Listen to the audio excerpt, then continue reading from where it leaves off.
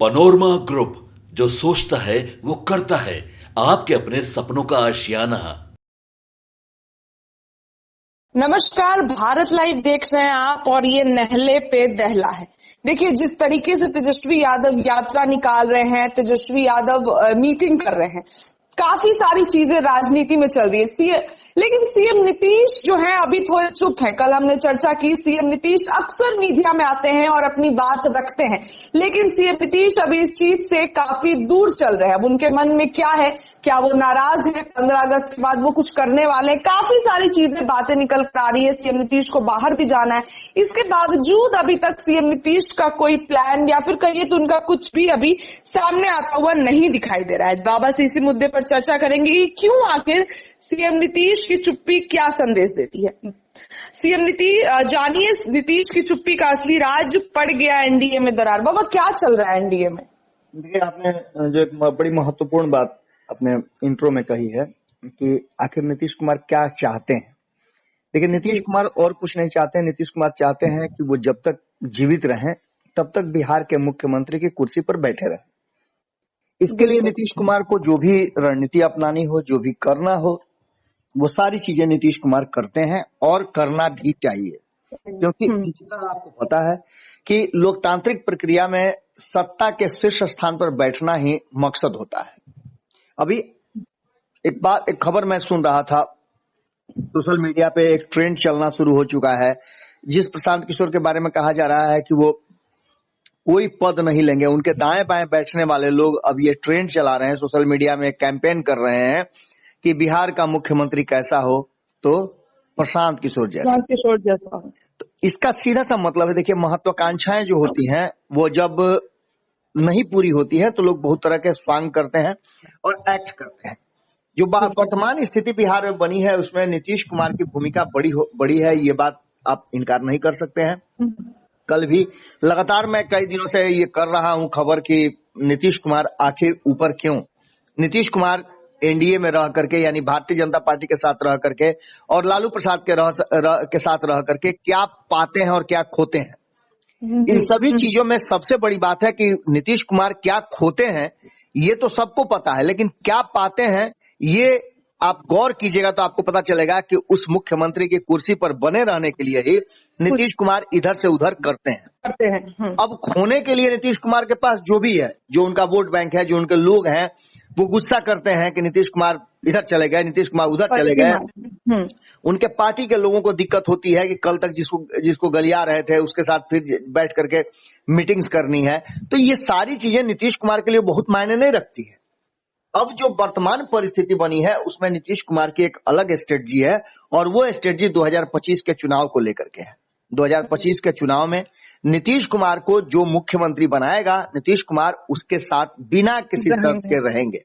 सिर्फ एकमात्र शर्त है और वो शर्त है कि नीतीश कुमार बिहार के मुख्यमंत्री बने रहेंगे। इन सारी बातों को लेकर के भारतीय जनता पार्टी ने तो घोषणा कर दिया है कि हमारे मुख्यमंत्री की कुर्सी पर नीतीश कुमार ही रहेंगे, उन्हीं की अगुवाई में 2025 का चुनाव लड़ा जाएगा। लेकिन क्या नीतीश कुमार को इस बात पर भरोसा है, ये सबसे बड़ा सवाल है। और इस सवाल का जवाब जब खोजने निकलिएगा आप, तो आपको पता चलेगा कि चिराग पासवान क्या कर रहे हैं, जीतन राम मांझी क्या कर रहे हैं, उपेंद्र कुशवाहा क्या कर रहे हैं और भारतीय जनता पार्टी की तरफ से बयान क्या आ रहा है। सभी कह रहे हैं कि नीतीश कुमार ही हमारे अगुवा होंगे, वही आगे 2025 में हमारी टीम को, एनडीए को लीड करेंगे। लेकिन क्या आपको लगता है कि एनडीए में सब कुछ ठीक ठाक है? अगर सब कुछ ठीक ठाक होता तो जो आपने देखा कि दो अभी ताजा इशू है, एक इशू है वक्फ बोर्ड वाला, जिसका बिल सदन में पेश हो चुका है। इस पर समर्थन और विरोध की दो धाराएं चल रही हैं। जदयू की ही बात कर लें तो जदयू में समर्थन और विरोध दोनों चल रहा है। जदयू दो खेमे में बट गई है। इसको लेकर के कई बयान हमने बताए, कई लोगों के हमने बातचीत किया, जिसके आधार पर यह तय हो गया है कि जदयू में दो फाड़ हो गया है और इसका परिणाम आने वाले 2025 के चुनाव में झेलना पड़ सकता है। दूसरी तरफ आपने देखा कि कोटा के अंदर कोटा वाली बात है, उसको लेकर के भी एनडीए के भीतर काफी हंगामा है। ये कानून आने के बाद अब चिराग पासवान कुछ और बोल रहे हैं और जीतन राम मांझी कुछ और बोल रहे हैं। हालांकि चिराग पासवान ने बड़ा ही मौजू बातें दो तीन कही हैं। उन्होंने कहा है कि ये वो समाज है जिस समाज को में वर्गीकरण की बात की जा रही है, जो हमेशा हाशिए पर रहा है, जिससे छुआछूत का भाव देखा जा रहा था, जिससे जीतन राम मांझी के मंदिर में जाने पर मंदिर धोया जाता हो, वो जीतन राम मांझी इस पर कैसे एक्ट कर सकते हैं, कैसे इसको सही ठहरा सकते हैं। ये सारी बातें चल ही रही है। इसी बीच में एक सबसे बड़ा मुद्दा जो बिहार में आ गया है वो है राज्यसभा की 2 सीटें और उपचुनाव की 4 सीटें और एक सीट जो एमएलसी की फिर खाली हुई है सुनील सिंह वाली। तो ये सभी चीजें जो घुमा फिरा करके कहां पहुंच रही है भारतीय जनता पार्टी इन राज्यसभा की जो सीटें खाली हुई हैं, जिसके लिए कि अधिसूचना भी जारी हो गई है, कुछ 9 राज्यों की ये 12 सीटें हैं।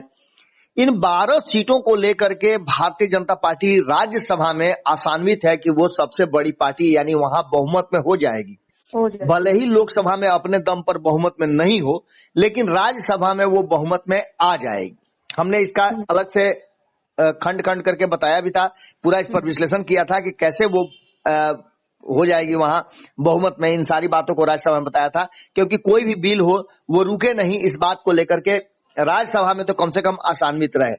ऐसा आपने देखा होगा कि पिछले 2 चुनाव से 2014 और 2019 में 10 सालों तक भारतीय जनता पार्टी ने डोमिनेट किया है और लोकसभा में उसका कोई भी बिल रुका नहीं है। हालांकि राज्यसभा में भी उसने बिल पास करा लिया है, लेकिन तब और अब में काफी अंतर है। अब लोकसभा में भारतीय जनता पार्टी पूर्ण बहुमत में नहीं है, तो ऐसी स्थिति में उसके बिल रुकने का भी चांस है। जैसे वक्फ बोर्ड वाला बिल है तो इसमें जदयू 2 फाड़ है। अब देखना होगा कि सांसद कितने 12 में से समर्थन में है, कितने विरोध में है, क्योंकि इस वोट का पहले आपको याद होगा कि पासमंदा मुसलमान जो है लंबे समय से नीतीश कुमार के वोटर रहे हैं, तो उन लोगों को तो फायदा हो सकता है। यही कारण है कि हो सकता है कि नीतीश कुमार ने ये फैसला भी लिया हो। लेकिन इन सारी बातों के साथ साथ जो सबसे बड़ी बात है वो राज्यसभा की सीटें, विधान सभा की सीटें और विधान परिषद की सीटें हैं। इन सीटों में बिहार से भी 2 सीट खाली है, जैसा कि आप जानते हैं। एक सीट तो भारतीय जनता पार्टी के हाथ से निकल गया है, क्योंकि एक सीट कहा जा रहा है कि जिसकी चर्चा भी पहले से चल रही है कि उपेंद्र कुशवाहा को दे दिया गया है। और वो दूसरी सीट जो है, यदि नीतीश कुमार अड़ जाते हैं कि भाई आप उपेंद्र कुशवाहा को आप न भेज रहे हैं, हम थोड़े भेज रहे हैं, तो ऐसी स्थिति में भारतीय जनता पार्टी का सपना चकनाचूर हो सकता है। अलग अलग राज्यों में, महाराष्ट्र में 2 सीट खाली हुए हैं, असम में 2 सीट खाली हुए हैं। महाराष्ट्र में बहुत ज्यादा झमेला नहीं है, असम में भी बहुत ज्यादा झमेला नहीं है, लेकिन बिहार में झमेला है, क्योंकि बिहार में नीतीश कुमार यदि अड़ जाते हैं, और नीतीश कुमार कई नाम आप सामने देखी होंगी, इधर तो नया नया नाम सब आने लगा है कि 2 दिन पहले लालू प्रसाद से मीटिंग के बाद जब निकली है हिना साहब, तो उसके बाद से ये चर्चा होने लगी है कि कहीं ऐसा ना हो कि हिना साहब को उधर देख करके नीतीश कुमार असमंजस में पड़ जाए और हिना साहब को ही राज्यसभा भेज करके एक बड़ा संदेश दे दें जो वक्फ बोर्ड वाला है उसको मेटलाइज करने के लिए। दूसरी तरफ मनीष वर्मा की बात चल रही है, तो इसके अलावा सरजू राय की भी बात चलने लगी है। अभी ऐसे कई नाम हैं जिनको लेकर के नीतीश कुमार आगे की रणनीति के लिए कुछ लोगों को भेजना चाहते हैं राज्यसभा, जिसमें भारतीय जनता पार्टी, और जैसा कि जानकारी मिल रही है, जो चर्चाएं हैं राजनीतिक गलियारे में, कि नीतीश कुमार ने विधान परिषद और भारतीय जनता पार्टी को राज्यसभा देकर के अपना इंटरनल सेटिंग कर लिया था। लेकिन अब जबकि राज्यसभा की सीट पर नीतीश कुमार देख रहे हैं कि उनकी पार्टी भी मजबूत होगी और उनका वोट बैंक भी उनके साथ रहेगा, तो एक सीट पर अपनी दावेदारी कर सकते हैं, जो हिना साहब हो, मनीष वर्मा हो या फिर सरजू राय हो। क्योंकि सरजू राय इसलिए जरूरी लग रहे हैं कि आपको पता है कि एक पहले से ही वहां से भेज चुके हैं एक व्यक्ति को राज्यसभा, और अब जो है दूसरा जो है वो भेज करके झारखंड में अपना पैर जमाना चाहते हैं, क्योंकि अरुणाचल में पैर जमाए थे तो वहां से तो उनका पैर कबाड़ दिया भारतीय जनता पार्टी ने उनके विधायकों को अपने पाले में। अब झारखंड, तो अब जो झारखंड है, चूंकि बिहार से सटा हुआ राज्य है, उसको लेकर के काफी आशान्वित है। तो इसको लेकर के जो 12 सीटें खाली हुई हैं राज्यसभा की, उसमें से भारतीय जनता पार्टी ऐसा सोचती है कि 10 सीटें उसे मिलेंगी, लेकिन बिहार की एक सीट का पूरा चांस है। और यहाँ आकर के नीतीश कुमार जो है वो अपनी स्ट्रेटजी और चुप्पी दोनों जो है भारतीय जनता पार्टी के लिए मुश्किल पैदा कर रही है। ऐसी स्थिति में 2025 के चुनाव से पहले एक बड़ा दबाव या खेल कहा जा रहा है कि बिहार में हो सकता है। हम बार बार ये बता रहे हैं कि 15 अगस्त को झंडा फहराने के बाद नीतीश कुमार कई बड़े फैसले लेने वाले हैं, जिसमें उनके विदेश जाने से पहले मंत्रिमंडल का विस्तार भी है। तो राज्यसभा को लेकर के भी नीतीश कुमार काफी आशान्वित हैं और राज्यसभा को लेकर के अभी तक ये फैसला नहीं होना, दोनों के बीच में कोई भी बयान एक साथ नहीं आना, इस बात की तरफ इशारा कर रहा है कि यहाँ पेच फंसा हुआ है। तो वही 4 सीटें जो विधानसभा की खाली है उसमें भी पेच कहीं ना कहीं फंसा हुआ है। उसको लेकर के भी भले ही भारतीय जनता पार्टी कह कि हमारे बीच समझौता हो गया है, लेकिन अभी नीतीश कुमार निश्चिंत नहीं हुए हैं। कहा तो ये भी जा रहा है कि जो सीटें खाली हुई हैं उसमें से एक सीट किसी और को दे सकते हैं, मतलब एक एक्स्ट्रा सीट किसी और को दे सकते हैं। एक सीट तो जीतन राम मांझी छोड़ने वाले नहीं है, बाकी बचती है 3 सीटें। 3 में से 2 कहा जा रहा था कि भारतीय जनता पार्टी और 1 जदयू को जाएगी, लेकिन अब जदयू उसमें से भी 2 पर दावा कर रही है। इन सभी बातों को लेकर के आप एक बात समझ लीजिए कि नीतीश कुमार अभी से ही अपनी स्ट्रेटजी बना रहे हैं कि आने वाले समय में 2025 के लिए न तो सीट शेयरिंग का समझौता में कोई झमेला हो और न ही नीतीश कुमार पर कोई दबाव बढ़े। उल्टा नीतीश कुमार भारतीय जनता पार्टी पर दबाव बना करके अपना लाइन क्लियर रखना चाहते हैं। और यही उपेंद्र कुशवाहा को भेजा जा रहा है, इस पे भी क्या सीएम नीतीश बाद में कुछ अपनी प्रतिक्रिया जाहिर कर सकते हैं, बाद में कुछ रोड़ा बन सकते हैं? अब क्या बाद में बनेंगे? अब तो सिंपल सी बात है कि उपेंद्र कुशवाहा को भारतीय जनता पार्टी भेज रही है। मैंने बताया ना कि उपेंद्र कुशवाहा को भारतीय जनता पार्टी भेज रही है, तो नीतीश कुमार के पास सीधा से जवाब है कि उनको तो आप भेज रहे हैं, तो 1 सीट हमको आप दीजिए। 1 सीट, ये सिंपल सी बात है। अड़ंगा तो लगेगा ही।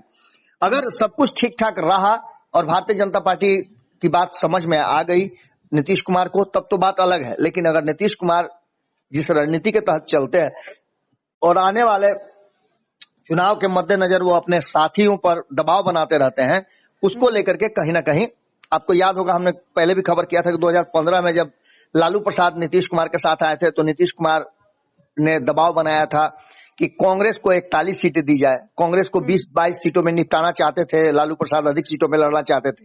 लेकिन नीतीश कुमार को यह बात पता था कि अगर अधिक सीटों पर लड़ गए लालू प्रसाद और उन्हें अगर आ गया इतना सीट की जिससे कि 2-4-5 सीटें घटे उनको सरकार बनाने में, तो उसके लिए वो खेल कर सकते हैं। इसको लेकर के उन्होंने एक ऐसा स्ट्रेटजी ही बना दिया कि 101 यानी दोनों में से कोई भी उस तरह जगह नहीं पहुंचे तो नीतीश कुमार के लिए रास्ता खुला रहेगा। बहुत सारी स्ट्रेटजी है जो नीतीश कुमार पहले से बनाते रहते हैं, जोड़ घटाव करते रहते हैं। पूरी टीम मिलकर के जितना रणनीति नहीं बनाती है भारतीय जनता पार्टी की, उतना नीतीश कुमार अकेले बनाते हैं। देखिए, तमाम मुद्दों पर हमने बाबा से चर्चा की कि क्या कुछ सीएम नीतीश की चुप्पी संदेश दे रही है या फिर क्या होने वाला है बिहार में, ये किस बात का संकेत है। फिलहाल नहले पे दहले में इतना ही। बने रहिए भारत लाइव के साथ। बहुत बहुत धन्यवाद। पनोरमा ग्रुप, जो सोचता है वो करता है। अगर ये वीडियो पसंद आई और वह बिहार के राजनीति और बिहारियत से सरोकार रखेनी तो सब्सक्राइब बटन दबा के चैनल के सब्सक्राइब कर ली। ओजे एगो घंटी बा, ओकरा बटन दबा देला से कुल सटीक और मारक खबर रुआ मुफ्त में मिल जाई। अगर रुआ पत्रकारिता के हमनी के नया प्रयोग में सहयोग कर चाहतानी तो ज्वाइन बटन दबा दी।